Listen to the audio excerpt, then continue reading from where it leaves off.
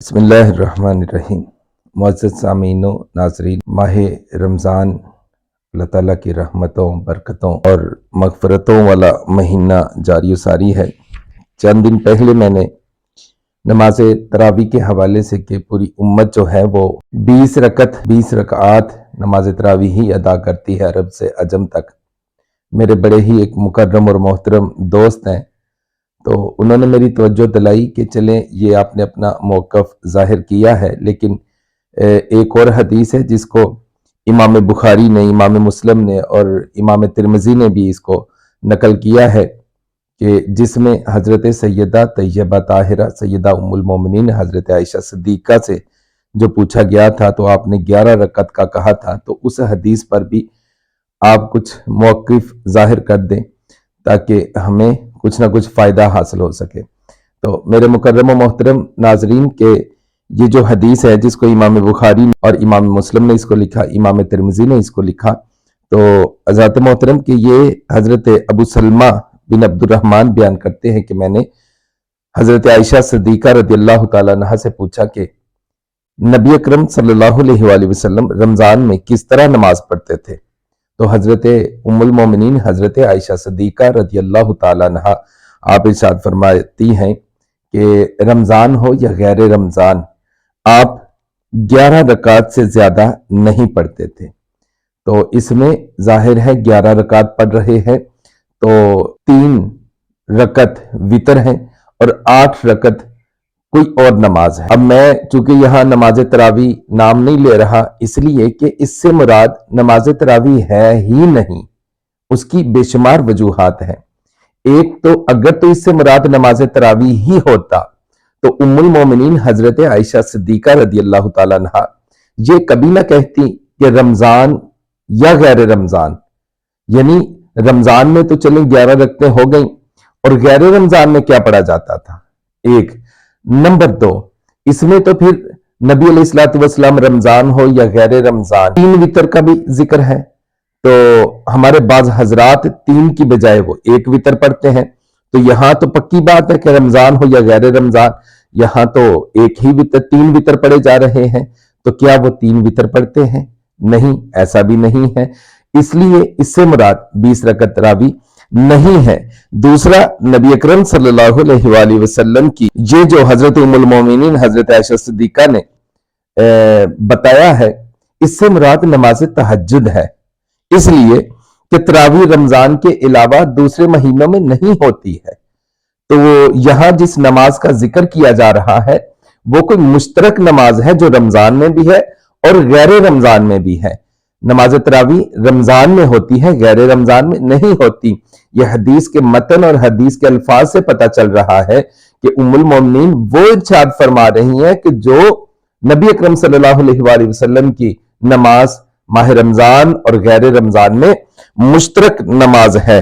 اب یہی شاید یہ وجہ ہے کہ امام بخاری رحمۃ اللہ تعالی علیہ بھی اس حدیث کو کتاب التہجد میں لے کر آئے ہیں اور امام ترمذی بھی اسی حدیث کو اسی طرح کتاب التہجد میں لے کر آئے ہیں۔ حضرت ذوالفقار بڑے مؤدبانہ گزارش کرتے ہیں کہ رفع الیدین کے حوالے سے جب ہم حضرت جابر بن سمرہ رضی اللہ تعالیٰ عنہ کی وہ حدیث پیش کرتے ہیں جس کو امام مسلم نے کتاب الصلاۃ میں لکھا ہے، تو آگے ایک اور چھوٹا سا باب باندھا ہے کہ سلام پھیرنے کے وقت ادھر ادھر جو سلام پھیرا جاتا ہے اس وقت کیا کرنا چاہیے، تو اس کے تحت یہ ایک حدیث لے کر آئے کہ نبی علیہ الصلوۃ والسلام نے فرمایا کہ میں کیا دیکھتا ہوں کہ تم شریر گھوڑوں کی طرح دموں کو ہلا رہے ہو، اسکنوا فی الصلاۃ، نماز میں سکون اختیار کرو۔ جب ہم یہ حدیث نبی علیہ الصلوۃ والسلام کے حوالے سے پیش کرتے ہیں کہ آپ نے رفع یدین کرنے سے منع فرما دیا ہے، تو آخر پہ جب کوئی بات نہیں بن پاتی تو وہ یہ اعتراض کرتے ہیں دیکھیں جی یہ باب کون سا ہے، دیکھیں جی یہ کس باب میں درج کی گئی ہے، تو ہم پھر آگے سے کہیں نا کہ نہیں یہ نماز ہی کی بات ہے، نہیں پھر وہ باب پر لے آتے ہیں۔ تو یہاں پہ بھی ذرا باب کو چیک کر لیجئے کہ اس سے مراد، اس حدیث سے مراد یہ نماز تراویح ہرگز نہیں ہے۔ کیوں بلا؟ اس لیے امام بخاری نے کتاب التہجد میں اس کو نقل کیا ہے۔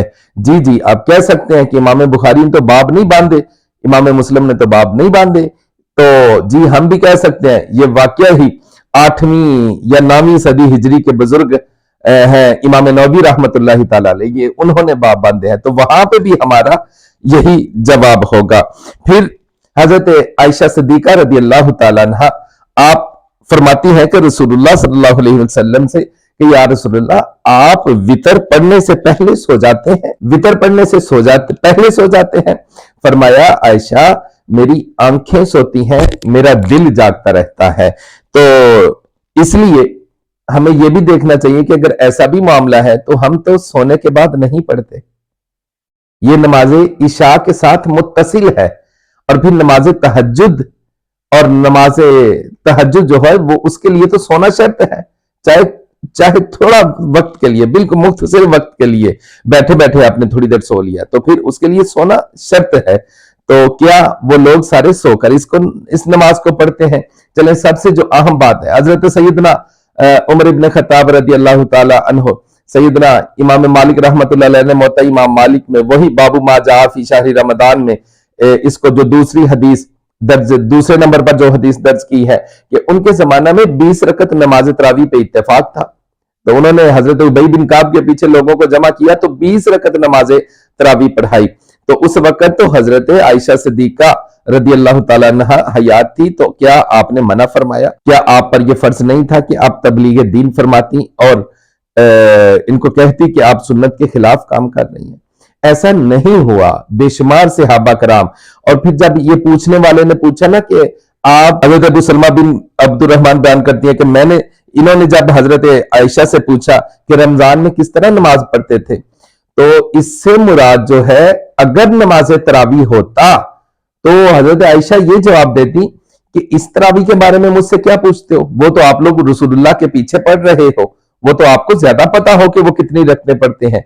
इसलिए हजरत आयशा ने वो देखा जो रसूलुल्लाह सल्लल्लाहु अलैहि वसल्लम तन्हा कर रहे हैं। और हदीस के लफ्जों पे भी गौर करें तो इसमें जमात का तो जिक्र नहीं, जबकि 8 हो 20 हो वो बाजमात नमाज तरावी पढ़ी जाती हैं।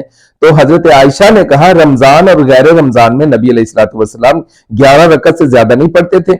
इसका मतलब यह है कि नबी अलैहिस्सलातु वस्सलाम वो तन्हा घर में पढ़ा करते थे, हजरत आयशा सिद्दीका उनको देखा करती थी, तो इसलिए आपने ये इरशाद फरमाया कि 11 रकत से ज्यादा नहीं पढ़ती थी। इसका मतलब वो तन्हा नमाज थी जो पढ़ा करते थे। तो नमाज तरावी मेरे मुकर्रम मोहतरम तन्हा नहीं पढ़ी जाती, ये बाजमात पढ़ी जाती है। 3-4 बातें हैं नमाज तरावी का बाजमात पढ़ना, मस्जिद में पढ़ना, और फिर इसमें एक खत्मे कुरान करना।